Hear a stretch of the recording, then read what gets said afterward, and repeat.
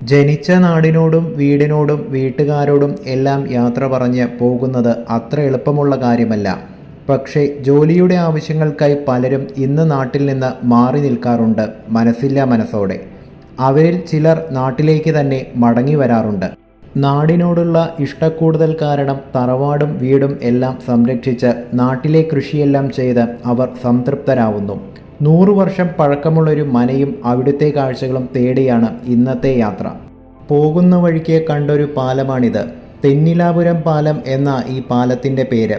പോകുന്ന വഴിക്ക് ഇതുപോലുള്ള കാഴ്ചകൾ കണ്ടാൽ എങ്ങനെ കണ്ടില്ല എന്ന് നടിച്ച് മുന്നോട്ട് പോവുക. നേരത്തെയുള്ള വീഡിയോസിൽ ഞാൻ സൂചിപ്പിച്ചിട്ടുണ്ട്, ചില സ്ഥലങ്ങൾ എത്ര കണ്ടാലും ആദ്യമായി കാണുന്നൊരു ഫീൽ ഉണ്ടാവുമെന്ന്. പാലക്കാടൻ വഴികളിലൂടെയുള്ള കാഴ്ചകൾ എന്നും നല്ല ഓർമ്മകൾ സമ്മാനിക്കാറുണ്ട്. ഇവിടെ നെൽകൃഷി മാത്രമല്ല, സൂക്ഷിച്ചു നോക്കിയാൽ അത് മനസ്സിലാകും, വേറെ കുറേ പച്ചക്കറി കൃഷിയും ഇവിടെ ചെയ്യുന്നുണ്ട്. ജനിച്ച നാൾ തൊട്ട് സഞ്ചരിക്കുന്ന വഴികളാണിവയെല്ലാം. എന്നാലും എന്നും പുതുമയോടുകൂടിയാണ് ഈ വഴിയിലെ കാഴ്ചകളെല്ലാം നോക്കിക്കാണാറ്.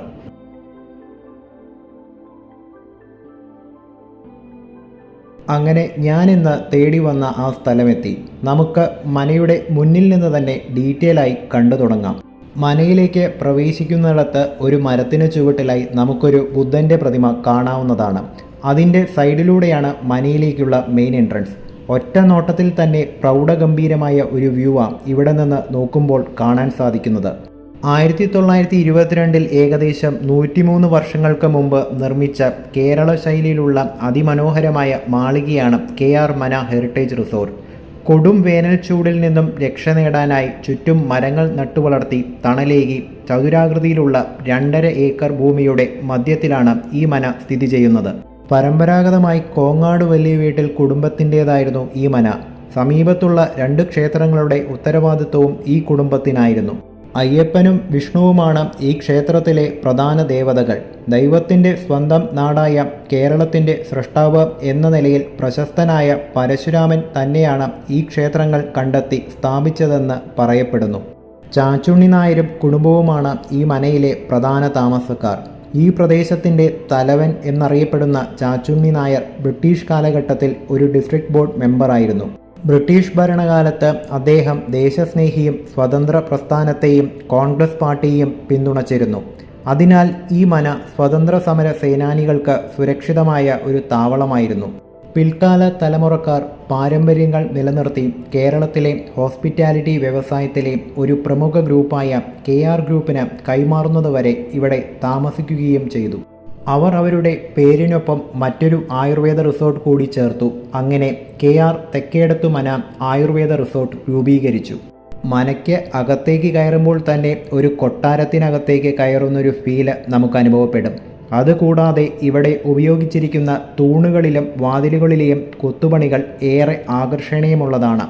അത് നമ്മെ പഴയകാല തറവാടുകളിൽ കണ്ടുവരുന്ന വസ്തുക്കൾ ഓർമ്മപ്പെടുത്തും രീതിയിലാണവ മെയിൻറ്റെയിൻ ചെയ്തിരിക്കുന്നത്. ഇവിടെ 3 മുറികൾക്കും വ്യത്യസ്ത പേരുകൾ നൽകിയിട്ടുണ്ട്. മുറികൾ അറ്റാച്ച്ഡ് ബാത്റൂമും ഡ്രസ്സിംഗ് ഏരിയയും കൊണ്ട് നന്നായി സജ്ജീകരിച്ചിരിക്കുന്നു. ഇടനാഴിയുടെ ഒരു വശം സ്റ്റെയർ കേസുള്ള ഭാഗത്തേക്കും മറുവശം തറവാടുകളിൽ കണ്ടുവരുന്ന നടുമുറ്റത്തേക്കുമാണ്. അതിനരികിലായാണ് വിശാലമായ ഡൈനിങ്ങും അടുക്കളയും സ്ഥിതി ചെയ്യുന്നത്. ഇനി സ്റ്റെയർ കേസ് കയറി മുകളിൽ ചെന്നാൽ താഴത്തെ നിലയുടെ ഒരു പകർപ്പ് തന്നെയാണ്. ഒരു ഇടനാഴി, 3 മുറികൾ എന്നിവ കാണാം. ഈ വരാന്തയിലൂടെ നടന്നാൽ എത്തുന്നത് പുറത്ത് സെറ്റ് ചെയ്തിരിക്കുന്ന ഡൈനിങ് ഏരിയയിലോട്ടാണ്.